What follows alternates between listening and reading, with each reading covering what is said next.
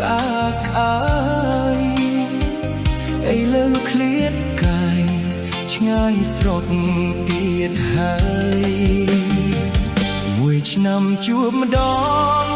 មកលេងស្រុកភូមិធ្វើបុណ្យជួបជុំខ្ញុំមិនភ្លេចឡើយល្បែងប្រជាប្រិយសប្បាយដល់ហើយស្រុកកំណើតអើយអ្នកល្អម្លេះទេនឹកស្នាមញញឹមបុណ្យចូលឆ្នាំថ្មីជុំញាតិប្រុសស្រីបងប្អូនពុកម៉ែមួយវិនាទីក៏មិនចង់ឃ្លាតដែរឲ្យចំការស្រែខ្ញុំសែនស្រណំដើម្បីគ្រួសារទ្រាំលាសិនហើយស្រុកកំណើតអើយ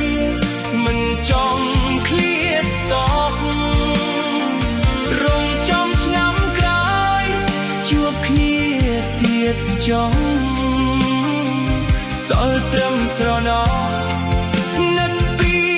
ចំងាយ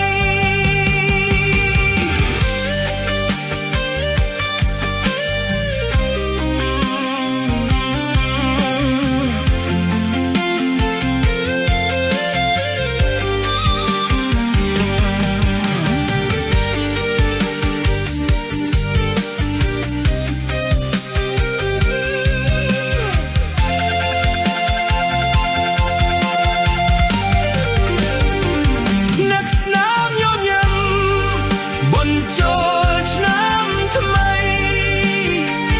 ជុំញាតិប្រុសស្រីបងប្អូនពុកម៉ែមួយវិនាទី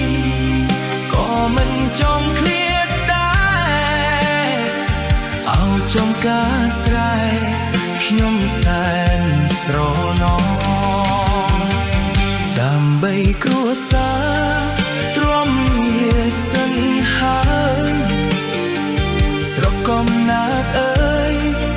មិនចង់ឃ្លាតសោះ